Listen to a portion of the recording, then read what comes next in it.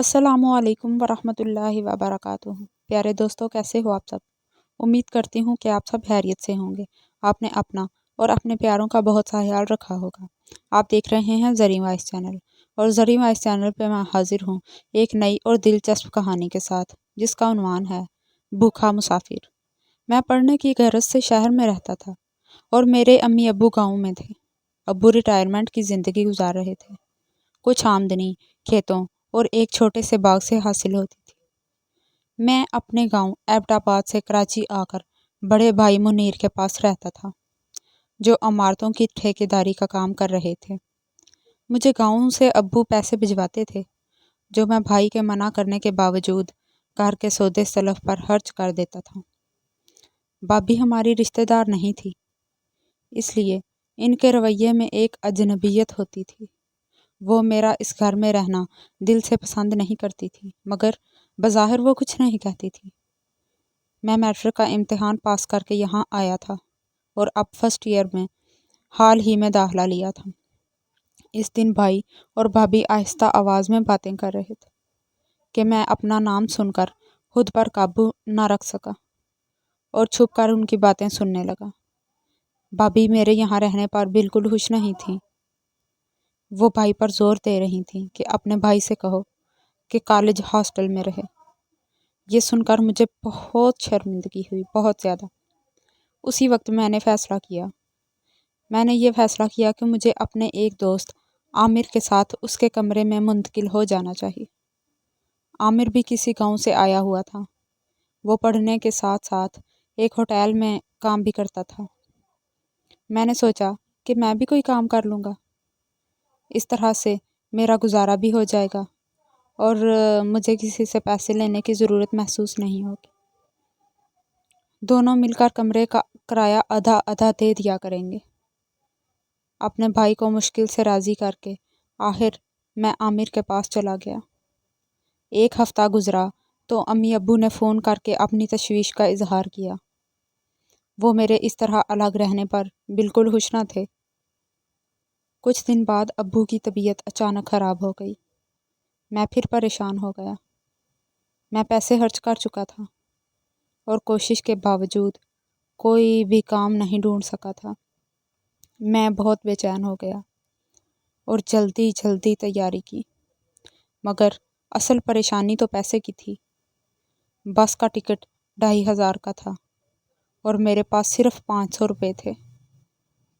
मेरी मदद भाई ही कर सकते थे, मगर मेरा दिल नहीं मान रहा था कि उनसे मदद लूं। आमिर का ताल्लुक भी एक गरीब घर से था। फिर भी उसने कहीं ना कहीं से बंदोबस्त करके 2000 मुझे दे दिए। जब मैं बस में सवार हुआ तो मेरी जेब बिल्कुल खाली थी और 24 घंटे से ज़्यादा का सफ़र था। फजर के बाद तवील सफ़र शुरू हुआ। ज़ोहर के वक़्त बस एक होटल के सामने रुकी तो मैंने मस्जिद में जाकर नमाज अदा की और वहीं बैठकर वक़्त गुजारा और पानी पीकर बस में आकर बैठ गया। मगरिब तक मेरी हालत बिल्कुल ख़राब हो चुकी थी। बस नमाज के लिए रुकी तो कुछ मुसाफिर होटल में बैठकर चाय पीने लगे। मैंने सोचा कि काश कोई मुसाफिर एक प्याली चाय मुझे पिला दे। बस एक मरतबा फिर रवाना हो गई। 9:30 बजे बस एक होटल में रुकी। अब मुझ पर कमज़ोरी तारी होने लगी थी। एक तरफ गहरी नींद आ रही थी और दूसरी तरफ पेट में दर्द हो रहा था।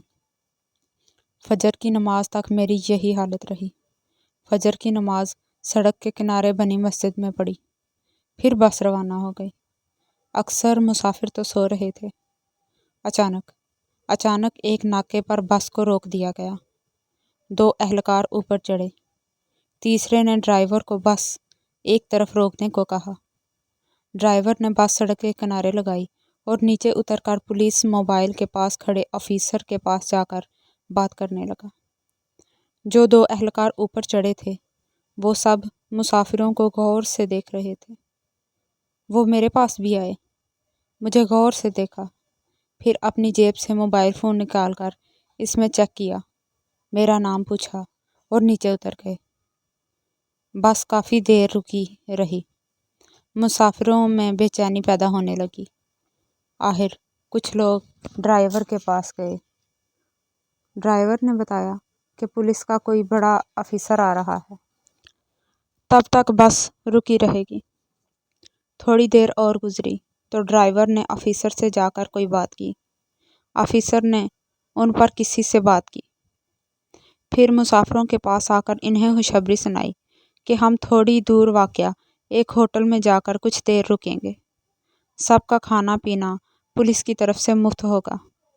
سب کے ساتھ ساتھ مجھے بھی بہت خوشی ہوئی۔ بس روانہ ہوئی۔ پولیس کی موبائل بس کے آگے آگے چل رہی تھی۔ تھوڑی دور ایک ہوٹل پر جا کر بس اور موبائل دونوں رک گئیں۔ سارے مسافر خوشی خوشی نیچے اترنے لگے۔ میں قدرت کی اس مدد پر بہت خوش تھا۔ شدید بھوک میں بغیر مانگے مجھے کھانا مل رہا تھا۔ میں جیسے ہی بس سے نیچے اترا، ایک اہلکار نے میرا بازو پکڑ لیا اور بولا، آپ اس طرف آ جائیں۔ سارے مسافر مجھے عجیب عجیب نظروں سے دیکھتے ہوئے ہوٹل میں مفت ناشتے کے لیے چلے گئے، اور میں بے بسی کے عالم میں پولیس کی حراست میں وہیں کھڑا رہا۔ مجھے اب تک پولیس نے کچھ بھی نہیں بتایا تھا کہ مجھ سے کیا ظلم سرزد ہوا ہے۔ اچانک ہی ایک بڑی وین آ کر ہوٹل پر رکی۔ 4 گن مین اترے۔ اگلا دروازہ کھلا تو 2 افراد نیچے اترے۔ ایک تو میری عمر کا لڑکا تھا اور دوسرا دیر عمر شخص کوئی بڑا افسر معلوم ہو رہا تھا۔ پولیس اہلکار تیزی سے ان کی طرف بڑھے اور قریب جا کر سلیوٹ کرنے لگے۔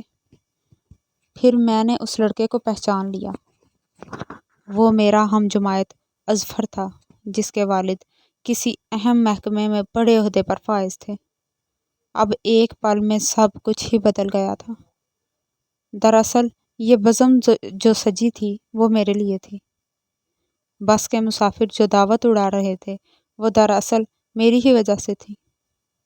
اظفر ایبٹ آباد میں آرمی کے بڑے کالج میں پڑھنا چاہتا تھا۔ اس نے اپنے والدین سے یہ اجازت اس شرط پر لی تھی کہ میں اس کے ساتھ پڑھوں گا، کیونکہ میرا گھر بھی وہیں تھا، اور چھٹی کے دن اظفر کو یہ سہولت میسر ہوتی کہ وہ میرے گھر میں رہ سکتا تھا۔ اس کے گھر والے اسی طرح مطمئن ہو سکتے تھے۔ اظفر نے مجھے کراچی میں تلاش کیا تو پتہ چلا کہ میں آج صبح ہی ایبٹ آباد روانہ ہو گیا ہوں۔ اس نے اپنے والد کی مدد سے مجھے میرے گھر پہنچنے سے پہلے پکڑ لیا تھا۔ اس نے کچھ ہی دیر میں مجھے راضی کر لیا کہ ہم دونوں ایبٹ آباد میں ایک ہی کالج میں پڑھیں گے۔ تب میرا سفر دوبارہ شروع ہوا، مگر میں اب ایک سرکاری جیپ میں سفر کر رہا تھا۔ اب میرا پیٹ بھرا ہوا تھا اور دل باغ باغ تھا۔ تو دوستو، کیسی لگی آپ کو میری یہ خوبصورت سی کہانی؟ اگر پسند آئی ہو تو میرے چینل کو سبسکرائب کریں، ویڈیو کو زیادہ سے زیادہ شیئر کریں، دعاؤں میں یاد رکھیے گا، اپنا خیال رکھیں، اپنے پیاروں کا خیال رکھیں۔ جلدی ہی ملتے ہیں ایک نئی کہانی کے ساتھ۔ تب تک کے لیے پیارے دوستو، اللہ حافظ۔